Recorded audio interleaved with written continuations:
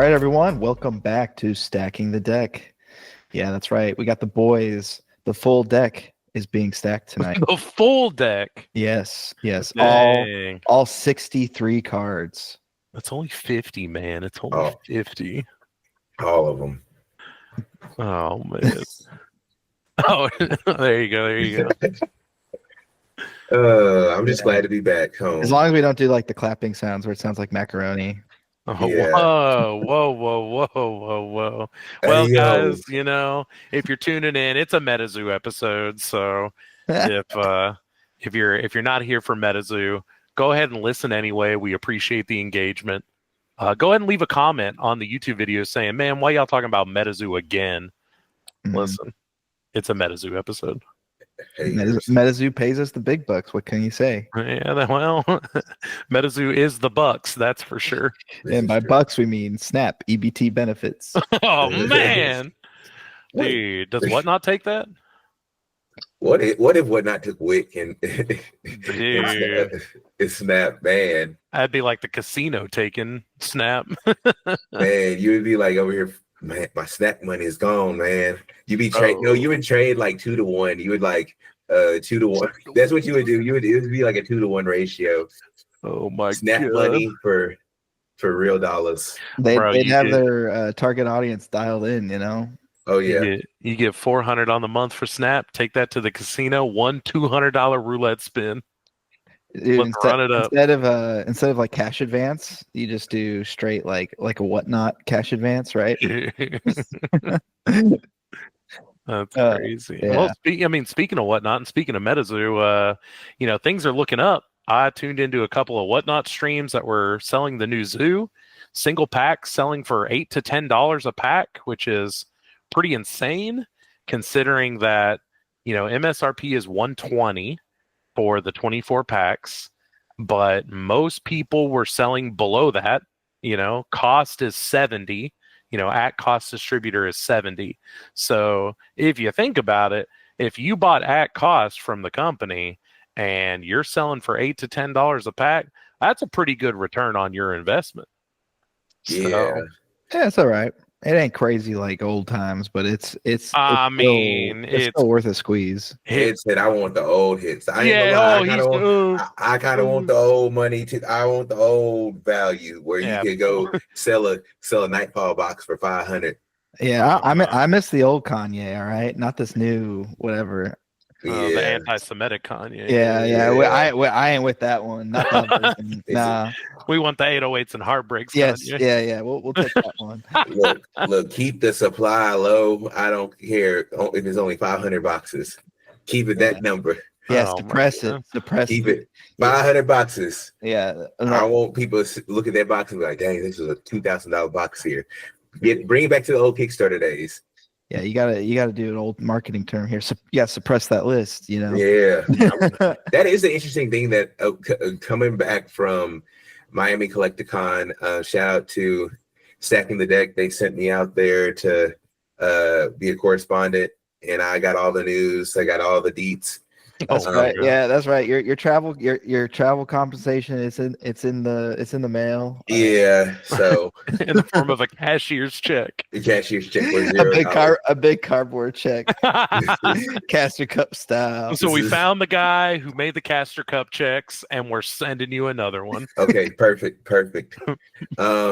But the thing is, it was. I don't know if we're going to talk about this yet, or if we want to kind of build into talking about Collecticon. No, fire it off. Let's run into it. Well, first to get there, I did survive a civil unrest in Argentina. So I was in Argentina for work. That's why I wasn't on last week's episode, and I survived that. Now, when I tell you them Argentinian people, they know how to protest and they know how to make things happen, because the only time they stopped protesting was for the Argentina-Brazil game, the World Cup qualifier. I mean, everything else, they shut down the schools. The teachers weren't there, which means the parents couldn't go to work because the kids couldn't go to school. They closed down hospitals. They closed down highways. They closed down buses. They was protesting because they didn't like whatever the president was doing. So I survived that because, I mean, it was a little crazy out there in Argentina, but made it to Miami. And when I tell you, as soon as I stepped foot in Miami, I had a feeling and I am going to give today's episode an official MetaZoo is back Whoa, stamp. Oh And man, Instant stamp of is back. So I have lots of get lots the of air different- horns. Yeah. I have lots of different indicators for this, but you want to Okay. know the greatest indicator? Let's hear it. Devin, the king, Pokemon son, Devin, he was back. I said, Devin's back. The true prince, the real The true prince, Prince MetaZoo. Devin, my boy, is back. Oh, we up. That's the sign. I had all these different indicators, all these different metrics that I was going to use to weigh my decision. You were waiting to check the boxes. Huh? Yeah, but the highest, the one that has the most weight is Gary being there along with Devin. And that was all I needed to know that MetaZoo is back. But no, in all seriousness, I have to retract some of my statements because I was a little lost in terms of what their strategy was. They did do a really good job with the booth. I will say that this was the best looking booth, although we didn't have the Gigantamax Mothman there. Mm. We did have the whatever the Sun Wukong that move Monkey Mirage. that was like fleshed out as far as the front side of the booth, and then the card back was the back side of the booth. It was the best booth since maybe Seance, when they had the card reader. Okay. It was the best booth. In terms of product that they had the boxes, of course, they had shirt, backpacks that were sick. I really wanted one, and they're customized. So they had a Miami backpack with it embroidered for Miami. They had play mats. They had a 2-player play mat that had the zone. So I got that for Kurt. They also had fire. They had all for each aura type. They also had shirts, hoodies, dad hats, trucker hats. But I think the most valuable and the most coveted item are the magazines. Those magazines have the alpha packs in there, or a alpha pack plus a couple other packs, and then I think a starter deck or one of the starter decks. So for those who are wondering about value, I think that because those magazines that they had at Miami Collecticon are way different than the other magazines. I think the game magazines that they hinted is just like a random MetaZoo pack within. But these had 3 packs, I do believe, an alpha pack and a starter deck pack. So if you can, get your hands on those as soon as you can. But yeah, full line of products, teaching people how to play. Did a great job. I was able to talk to some of the team, and they are top notch. They are buttoned up. So I must say I was impressed, and I have to give them their flowers for what they did at Collecticon. Man, that sounds like a great time. I mean, and I was getting some conflicting stories. So your stamp of approval saying that it was nice. We had some reports of the booth looking a bit disheveled, like it was kind of all over the place, and it was, really felt like the company's first time being there. But despite all that, you think it was really well put together, and it was good, huh? You liked it? Yeah, I think the barometer will be Houston. I told everybody that, in all honesty, Houston will be the barometer for me, because you're going to be central into the country. People have also gotten over the initial hype of the cards looking good and feeling good and the set being out. You'll have a little bit more time for news to come out, and more people will be able to congregate within MetaZoo. Miami is a little bit tough to get to if you're somebody from California or even central US, Midwestern. It's not an easy trek to get to, but Orlando in general was a slower Collecticon. I also had the esteemed honor of joining Metakai at his booth, and I learned all the ropes of being a vendor. So yeah, I'm locked in with the Pokemon vending, and yeah, it was just slower in general. There wasn't a lot of people, maybe just because Miami has a different vibe, whereas Tampa is the price point, or the surrounding areas are more suburban, rather than Miami being a really expensive place, like parking and all that stuff. So I think there was a lot of those things. But for this being MetaZoo's first time with a booth, for that, maybe not for that team, but all together, And this isn't their home base. I think they did a really good job. And like I said, the barometer for me is Houston, because all the initial hype is gone. People are like, should be getting product, yada, yada, yada. So now we'll get to see who's here for the real deal and who's here for the hype. Yeah, I mean, Houston's the third largest metro in the U.S. So, like, not only that, you're going to have a lot of, I mean, there's just a lot of local population that should, I mean, For sure. conceivably be at the event. So, and you know, maybe lightning strikes twice. If we're lucky, we'll get some tournament action, right? Yeah, that's what happened last time. Hopefully.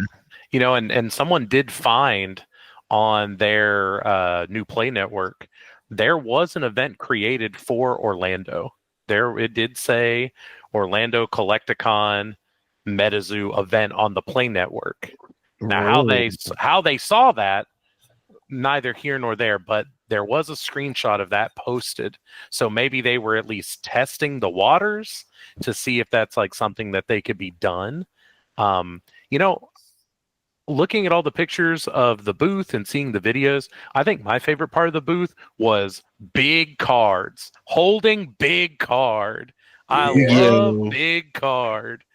So that was good. And Ed, you would take a really good, I mean, I think this is something that most marketers use, but they did a really good job of transitioning and funneling the people in line into doing activities that help boost their socials. Because again, you know that they have to restart their Instagram. I do believe they have to restart their YouTube and Twitter and stuff like that. And so if you took a picture with or if you tag them in a picture on Instagram and followed, you get a free shirt, which that's perfect. That's a steal. Yeah, so I think from a tactics standpoint, they also did a really good job. So Susan is, I do believe that's her name. Susan is the head. GQL Susan. That's what I know her as. Shout out to GQL Susan, because she did a great job. We chatted a little bit, and I was impressed with that, because I think that those are rare occasions. I think we overlook oftentimes how easy it was for them to acquire leads, in this case, collectors, players, et cetera, and how it exploded their social media following. Whereas now they're starting from ground zero. So they did a good job. I saw that. I peeped game, and I was like, okay, I tip my hat to that, because they're starting off at zero. So, so I'll highlight some of the bad just to. We're gonna compliment sandwich it, right? We'll give them the good, then we'll do some bad, and then we'll end in some good. So let's hear some of your sours on it, Ed. Yeah, and honestly, like I'm decently, for people that don't know, are familiar with our podcast or the way I believe in content is I have to, somebody has to be the heel. All right, so listen, you can't just be like, this is awesome. That's boring. This is true. So anyways, and Easton, I'm going to need you to confirm some of these speculations, but so in order to get a prize, if you wanted to get your promo, you'd have to spin a wheel, right? Is that correct? So they had a couple of different things. If you for the sheep squatch, if you bought something, you get the sheep squatch as well as the mailbox tier card as well. But tier card, you had to spin the wheel. Yeah. Okay. So you got to gamble for your. We don't like that. We don't like going to the booth and winning stickers. That's for sure. Yeah. I don't want to walk. Okay. I don't want to wait in line to get a sticker. All right. That is true. That is true. This ain't Mario Party. How was the line, by the way? You were at Collecticon all the days, right? Mm-hmm. How did the line look? Was it? I hope to God it wasn't like 3-hour waiting in line for your promo style, but was there a line? Was it dead? How was the traffic? For sketches, the line was long, so it was like that. For sketches, the line was long. I guess that hasn't changed though, right? There's always been a line for signatures. In terms of like buying product, it wasn't bad, and honestly, it was I won't say slow, but once people initially got the stuff that they wanted or needed, people were kind of out the way. I'm not gonna lie and say that this was like old zoo, which the line was like wrapped around multiple times until people figured out you could get the poncho art box. That's when, you know, the line got a little long. But outside of that, it was just, you know, kind of relative. If you wanted to buy anything, you could do it. You could walk up to there. Things were moving along. Everybody was being super communicative. I will say also the people at the point of sale, they did a phenomenal job. So if anybody from the team is listening, your salespeople or the people who are at the front, as well as the people teaching, did a phenomenal job.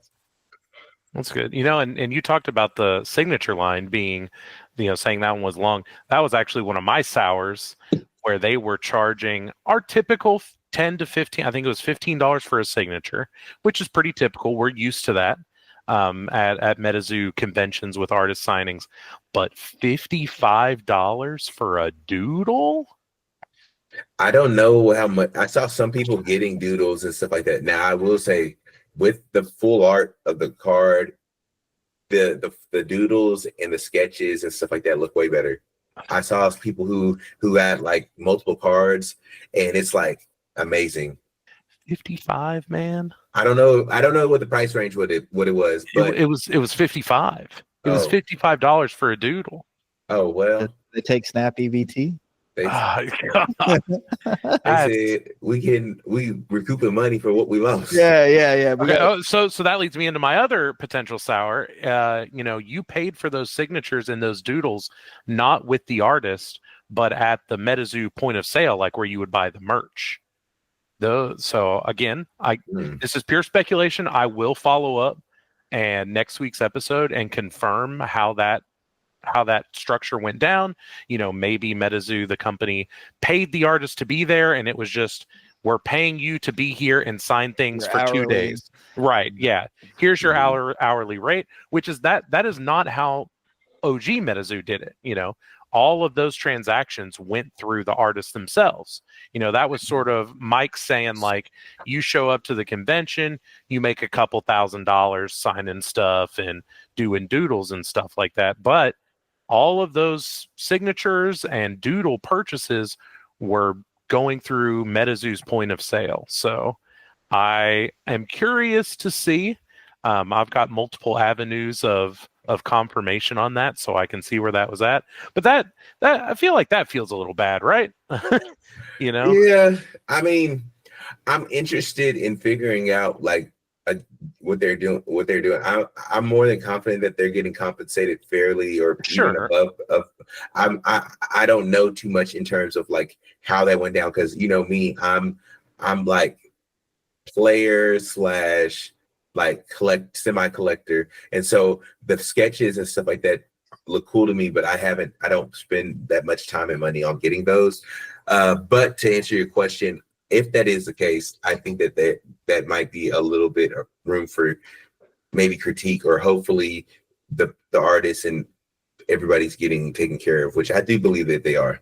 I mean, I feel like if they weren't, then they wouldn't be there, right? Right. So this is true.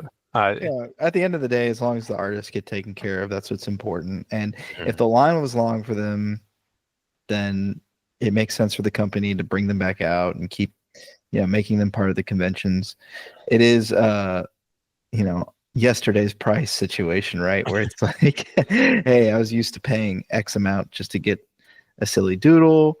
It's like a spectrum of issues there, right? So sometimes you'd ask for a doodle and some person would want like a Rembrandt, but other times you just want a silly cowboy hat. So how do you define that? I don't know. If it were me and if I wanted a doodle, the way Ed would handle a doodle is I'd say, I'm buying a doodle, wink wink, hey Jet, can you just put like a silly little face on my guy? And then that's like that to me is what a doodle is anyways. But I wouldn't pay $55 for like cowboy hat on my guy, you know what I mean? Yeah, I saw the stuff that they were getting. I think maybe they're taking it up a notch, because all the sketches I saw were like not your run of the mill sketches. It wasn't like, it wasn't just line art. It was like with the also, I don't know if they've been told or maybe they just had this in their own heads to do, but like the production of those sketches were so nice. I must say that to me, I'm not gonna say it justifies $55, but I will say that it was more than a $15 piece, especially because the art, the card layout is so much larger now, and so the sketches that they were doing were large pieces. Like I think I saw one. I'm trying to think I forgot what the card was, but the diamond in the middle was like blown up a little bit more. I saw like it was just some really cool stuff that was being produced by them, and so maybe that might be why they are asking for 55. And all of them from then on are going to be like that, rather than it being like a cowboy hat or a baseball bat or something like that. For sure. Did you see anybody getting OG MetaZoo stuff signed? No, it was all new stuff. I saw. I did see a post of someone, I think it was on Instagram. I think they got like a Kickstarter box doodled on. I think I saw that. Like half of it was Lily, the other half was Jet. And they got it, doodled on the plastic. That looked sick. But I was curious if you saw any, but okay, well, that's fine. I don't expect people to get OG Zoo unless it's like a very, very limited or sentimental piece. And even then, really, it doesn't add much to the value whenever the value is next to nothing. So, yeah, I will say that there wasn't a lot. I mean, there is at any card convention, there's a lot of people, but it's not. I want us to get out of this frame and not maybe have recency bias or anything like that. Like, it wasn't that many people that we like. It was quite a few OGs there, but it wasn't like a tower in terms of numbers of people. Oh, for sure. Yeah. It was, I saw quite a bit of new people. I will say that I saw quite a bit of new people. I saw, but a good amount of the people that were in line were OGs, and it wasn't a lot of us. I won't say it was like, it's just a different day and age. The day of MetaZoo going to a convention, without anybody knowing it, the line is wrapped around the convention hall as long as gone. It's like that with all the indie TCGs. It's not like yesteryear where they're like bring in all the people. No, whether it be the economy, whether it be just the location of Miami, it seemed like a different type of vibe right now. They got to hit them with the sorry, we sold out. I mean, they had plenty of product. That's why I said. Honestly, that's good. Like, if you go to the convention, who cares? Give them the promo. But I think that's what generated. So, like, again, this is like the evil Ed here, where it's like Houston Collecticon, the OG one with MetaZoo and Nightfall's release. They hit everybody with the sorry, we ran out of cards. Well, come to find out, fast forward years later, on the Quote streams, there's like trash bags still of Collecticon stamped Houston Nightfall cards, right? So what they clearly did was at some point they just pulled it back, saying, "Hey, we're all out," and they try to inflate the secondary market price on those promos at the convention, and it helped generate a line, right?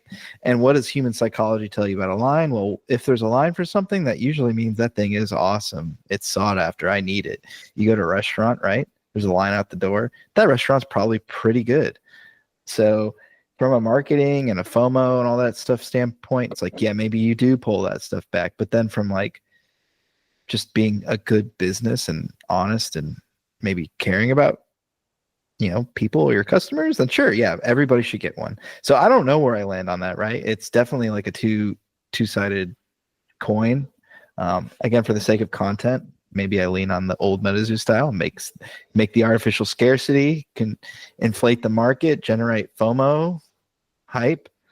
But there's definitely a solid case to be made. Just like, yeah, y'all made enough promos, give them out to people. But that's true. That's valid. I mean, I was able to procure a couple, like myself, like between buying stuff and then bought my spin. I got a couple of the sheep squatch that goodie bags for y'all, and then I got the mailbox because that was foil, so I think that's coveted. But my mind was on the magazines. I said if there was one item that you're gonna get, I think it was either gonna be like the magazines because those are like super exclusive. Plus, they have the alpha packs, and maybe the backpack because that was a nice backpack. Man, it was nice. So were they selling the magazine or were they giving it Yeah. away? Okay, No, they were they selling the were magazine. selling. Okay, gotcha. Yeah, I think Yeah, I still need a magazine. I don't know where to get them. So the only thing that was like really given away that wasn't won through a spin was if you promoted their socials, you got a shirt. yeah. That everything else came attached to either a wheel spin or a purchase. Is that For correct? the most part, I think I do believe at the beginning, at some point in time, they did give away some promos for like taking a picture and then tagging it. Like I think they swap between taking a picture and tagging it and getting a card. Okay, gotcha. Like I don't think it was. Again, don't quote me on this because I'm not. I don't remember everything, but I know that you did take a picture in the beginning. Like when we were first in line, if you took a picture, you got a sheep squatch. If you bought something, you got a sheep squatch in a mailbox. If you took a picture, I do believe you got a sheep squatch or a shirt. Okay. So, but overall, a positive. Did you play any of the game? Whenever you were just a tad bit. Just a bit. Yeah, just a little bit. I'm liking the gameplay. It is simple for the players. You don't have to worry about pulling out that really small manual and looking at what these indicators do and what they are. It's really, really simple. And as much as I was like, I felt like they needed to keep some of the fourth wall elements. I still do strongly believe that they needed to, but I do like what they are going for now. And it does, help kind of bring in a little bit newer fan base, maybe because of the simplicity, and maybe the gimmicks may stray people away, even though I don't feel like that was a big deterrent for most people was that stuff. I think it was more so just the company in general, but that's tomato. No, I think more people will be attracted to this product. I mean, that leads me past the con conversation. I don't know if there's anything else to be said about the con. Anything else happened that you thought was significant as it relates to MetaZoo, or I mean, no. Yeah. What did you notice anything they did bad, Easton? We all kind of gave our gripes. Do you have any not necessarily negative, but just constructive criticism that you could add to that since you were there? Or did it just feel good? Were you happy? It seemed like they had it decently, maybe a little bit bigger because it was kind of all crammed. Like to be fair, they had a pretty good thing going. Like they had a shelf for a case. So then they had their point of sale. They had their little scanner and everything like that. They had the iPad. They had the works. You walk through, ask what you wanted, got you going, got your promo. There wasn't really that much thing or that many things that they could have done differently. I would say maybe a little bit bigger space, more areas for to teach people how to play because you can only have 2 people at a time play just because somebody's teaching them, but you probably need a little bit larger area for that. But other than that, I think they did a really good job for the first one. My barometer, like I said, is Houston. Okay. By the time they can debrief, figure out what they want to do right, what they want to bring back and do here now. Also, I felt like they should have hopefully pushed for the event packs or the convention packs because that one is one where it's small enough or it wasn't going to be nearly as large as Houston to where they could have like got some of the cogs out of the wheel and kind of fix things up. Whereas Houston, people are going to expect you to have it down packed. So I'm just letting you know now, Houston people are going to be expecting the convention packs. They're going to be expecting it to run smoothly. And also you're going to want it to run smoothly because if it becomes a cluster in the front of the booth and people aren't able to buy or do stuff, there's going to be that. I recommend maybe a tournament. I'm not saying maybe something small. Even with Houston Collecticon last time with Nightfall releasing, they had the tournament, something along those lines to where you can encourage people to play. Not saying that you have to go too early, but something. Now you got to pigeonhole people and pigeonhole. I mean, maybe that's not the word for it, but incentivize people into playing the game. Yeah.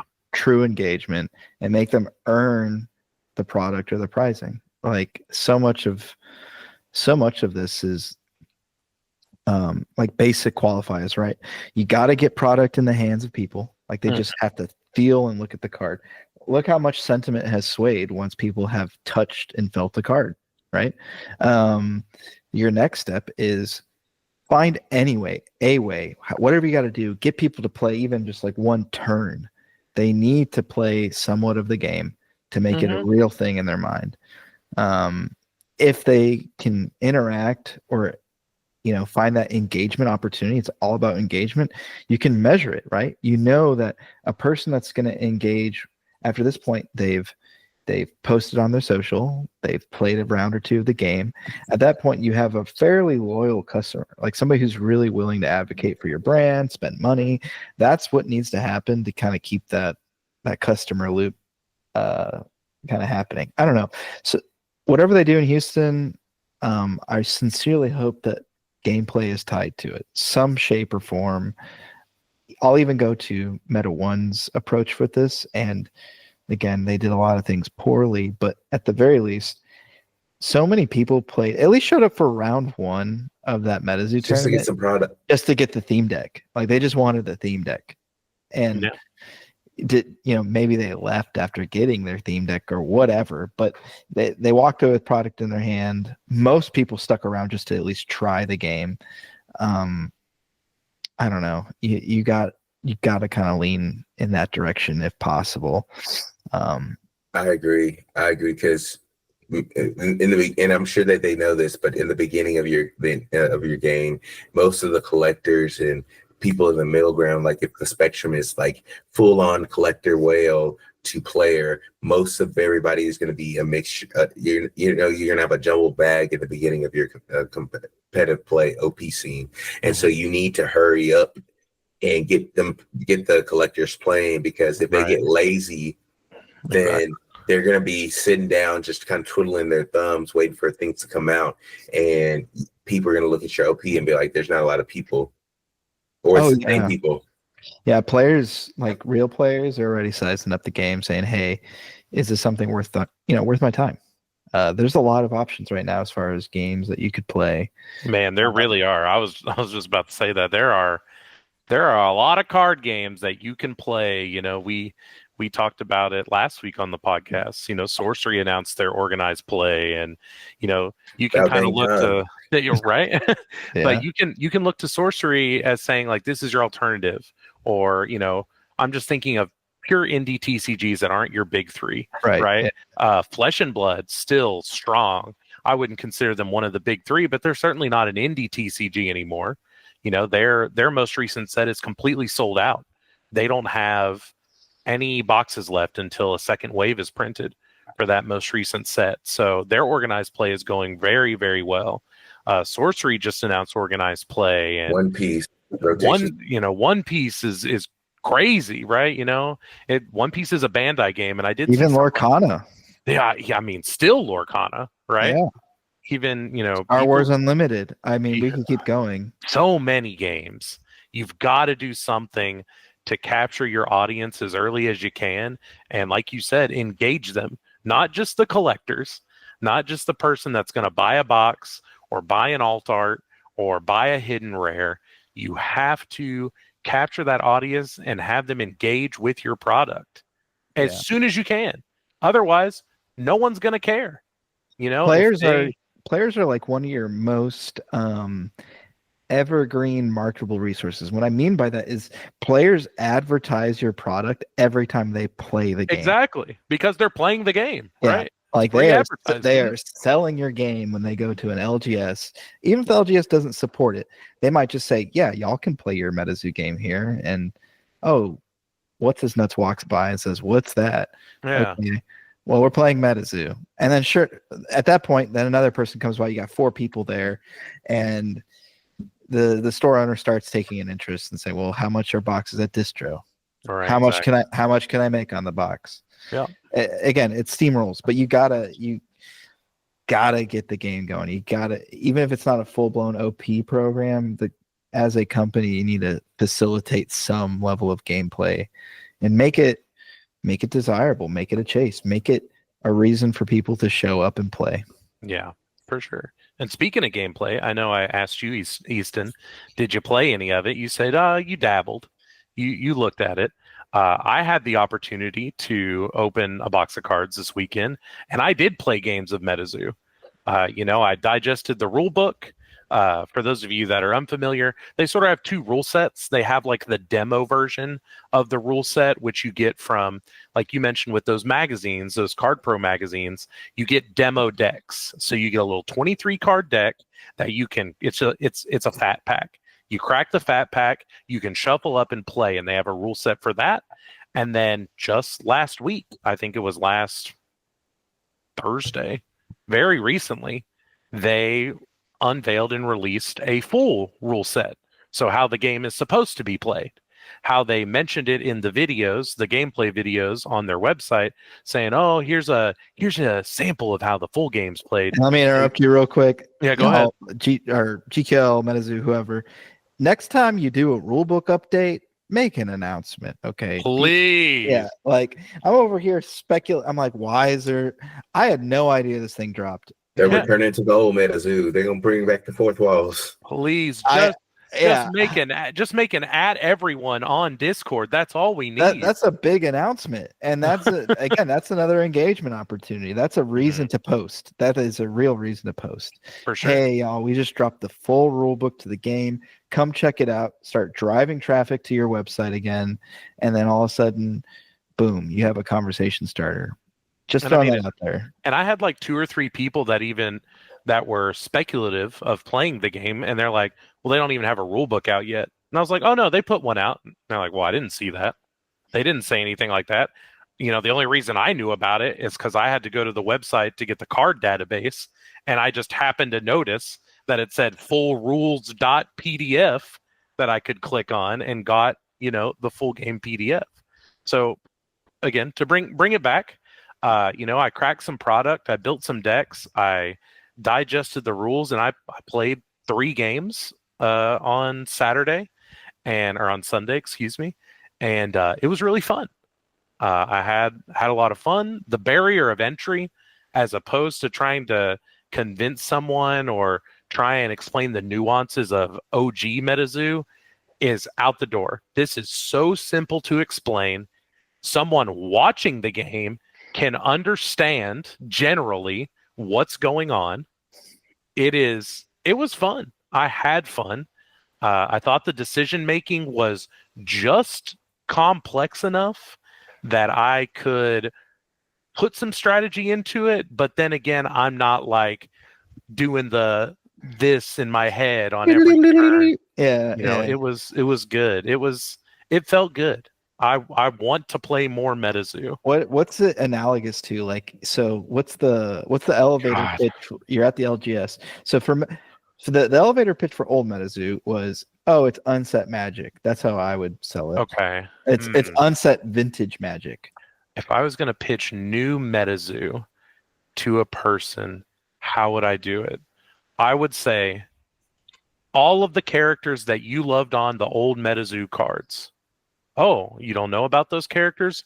All of the cryptids and legends and urban, same as OG, MetaZoo pitch. None of the math. All you got to do is be able to add big numbers on the side of cards. Marvel Snap. Do you like Marvel Snap? That's it. There you go. will like this. Yeah. You will like this scoring. And I think really that settles it. And then if they're like, okay, I'll take a look. You play 1 turn, and I think that's it. I think that's all that you need. I don't know. I like it. I was initially on the fence about how actions occur. There's no counterplay. There's no instant speed, cards in the game. It's I do something, you do something. Yeah. I do something, you do something. Oh, none of us can do anything? Round over. Let's go to the next one and draw a card and get another aura. You do something, I do something. You do something, I do something. And there were a few turns during a few of my games where I kind of overestimated that. I was like, oh, wait, I still have stuff to do. But we were out of actions in the game. I was like, wait, hold on. Don't you have something else to do? Like, no, I'm just gonna do this and end the round. It's like, oh man, Hmm. but I still got cards in my hand. So that was that level of complexity. It felt good. I didn't feel like it was slow. I think so. It plays your aura. Your aura generation is like in Hearthstone, where you gain one aura a turn. Yep. And there is ramp in the game. In the Earth archetype, you can ramp your aura up, but in general, you're gaining one extra resource a turn. So the beginning might feel a little sloggy because you're just like, okay, we can't do nothing next round. But mid late game, there's a lot of decision making to be made. You know, am I going to drop my big thing right off the bat if I have priority, or so my opponent can respond to it? Or do I try and do like a little tiny play to try and bait them to do their big thing? Or do I do like a mid-range play to try and get their big play? And it felt really good. I liked it. It was very fun. Good. So my only question at this point is it like Neopets level of commitment? Ooh. Yeah, because I was gonna say he said the same Okay, thing. now, He said the all right, yeah. boys. He said the same thing about Neopets. I only bring that up because at this point the audience is on. They're like on bated breath. They're like, "Oh my god, Kurt's into it!" Like, Yeah, he said this he is liked this is a real Neopets. thing. All right, MetaZoo to the moon. We all playing. Hold up, everyone. 1 second. We're talking to Dr. Kurt Tax Masterson, Champion of EV. pro Neopets player. That's well. He said the same song. He did the same song and dance for MetaZoo. It is not pro Neopets player because they never rolled out organized play on a national scale. Don't worry, fam. Not I'll be. Are they dead? Are they dead, Kurt? No, they still are producing things. They still have organized play at like 10 stores in the country. We love that. But it's Upper Deck. Upper Deck is like gatekeeping them from spreading it out to the masses. You have to have a certain Upper Deck like distributor level in order to even purchase the product, in order to even apply for organized play.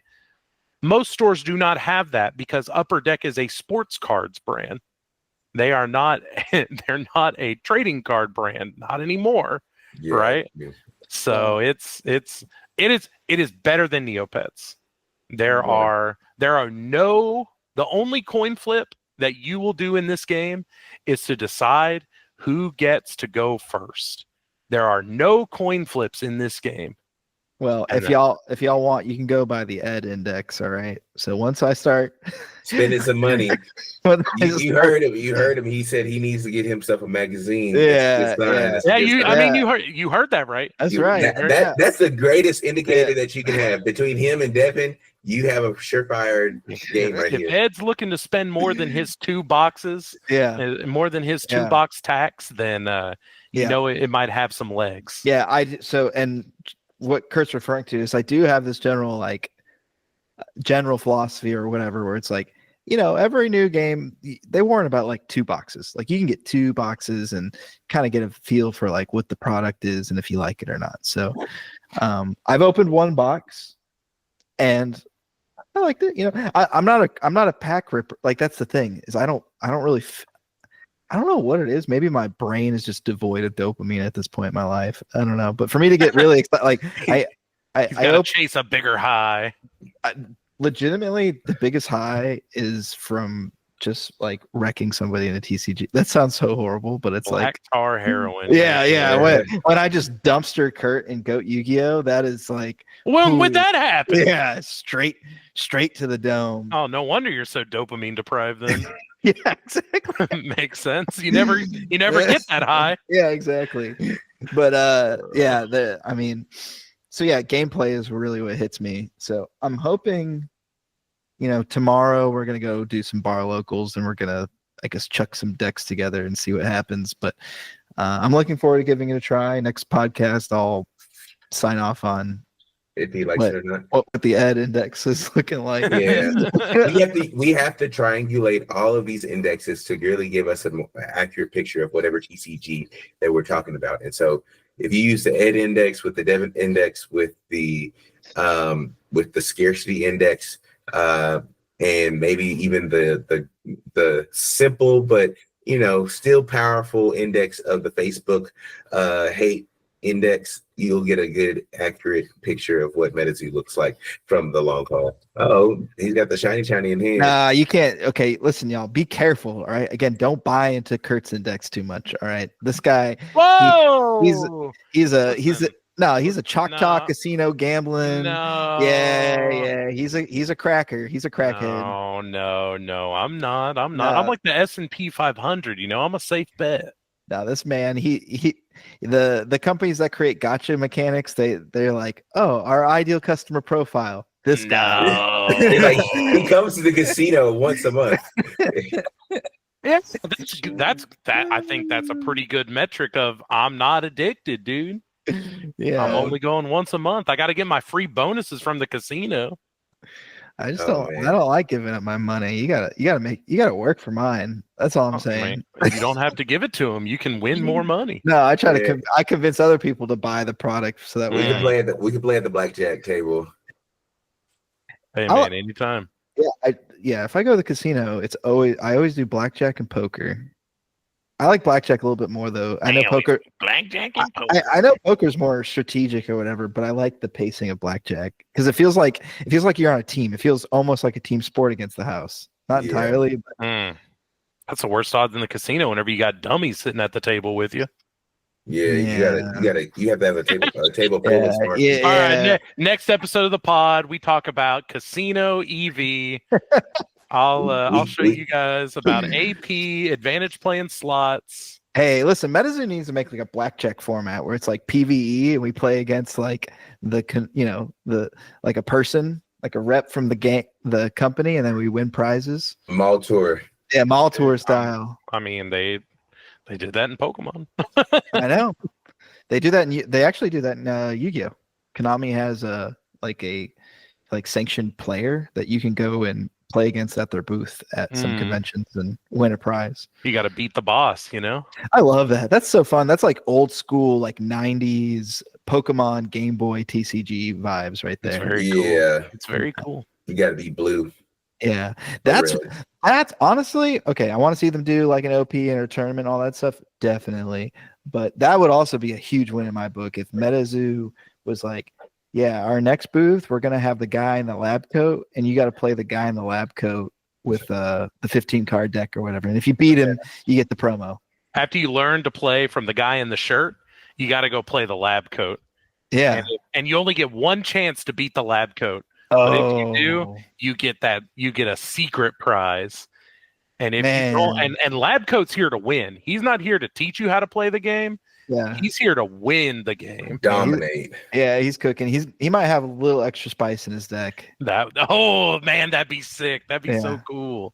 That would be again, and just telling people about that experience would get people hyped up. Exactly. Like hey, yeah, I went to the MetaZoo booth and I learned to play and it was okay. But then they had this guy there, and if you sat down and you played a game of cards and you beat him, you got this like winner stamp promo, and it was really cool, but you could only play him one time, and a lot of people were losing, but I won. Look at this. The story is so important, right? God, it'd be so cool.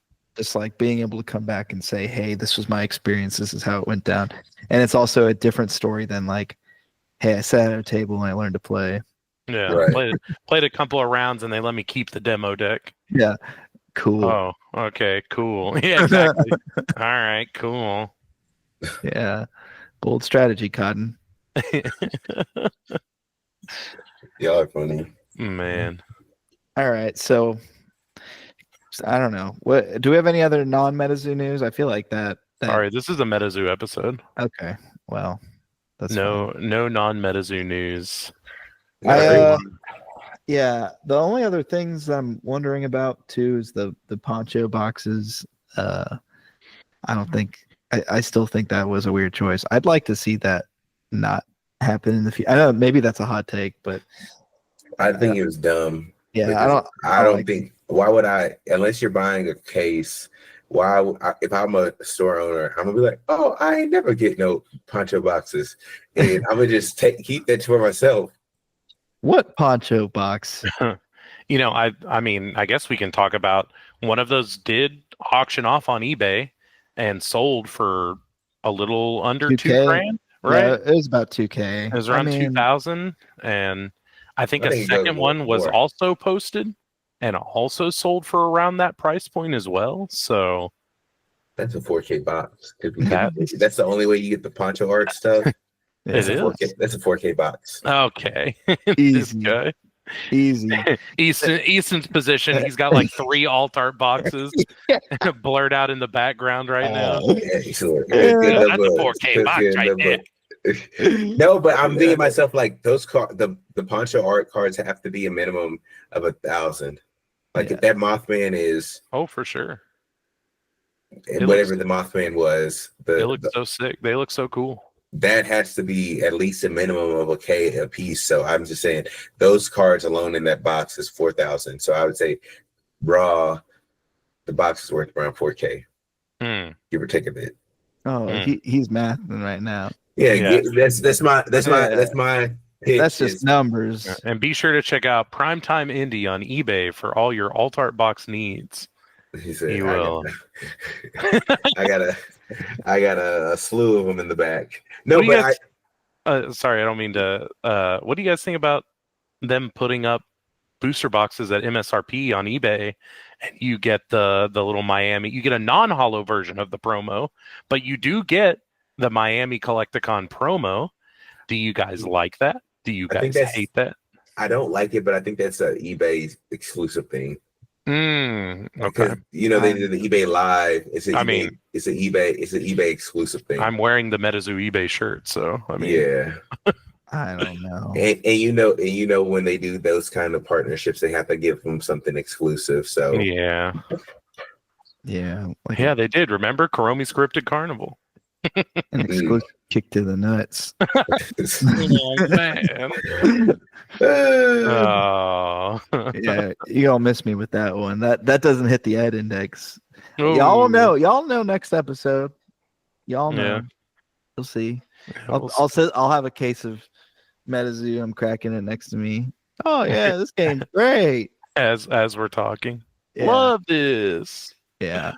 I don't know. The game looks fun-ish. Like I've seen TTS play. I've read some of the rule book. TTS play does not do it. I know. Yeah. For those of you that are on the fence or thinking that it looks lame because you watched Tabletop Simulator, playing it in paper is so much better. You will like it so much more if you just play it in person. Do not take those TTS videos at all as a metric of how fun the game is. It's I promise you, it is so much more fun. Because I watched some of those TTS videos and I was like, man, this looks boring. It was boring. I hate this. Dude, it does not feel like that at all in person. Yeah. So take those with a little grain of salt. Yeah. I need to get these magazines. Maybe that's the next step. He needs to do some reading. Yeah. Well, I need like some pooping material, you know what I mean? Yeah, some bathroom literature. Okay. Mm-hmm. I like that. I like hearing that. Yeah, it's the only time I have any peace from my family. Just kidding, I love my family. Oh my gosh. I'm kidding. Sorry, this is for all like the dads out there. If you know, you know. You hear it? Oh well, you're lucky Kate doesn't watch the podcast, or you'd be cooked. You sleeping on that couch there tonight? Yeah, this is boys' night right now. We talking all kinds of crazy. All right. This is boys' night tonight. Yeah.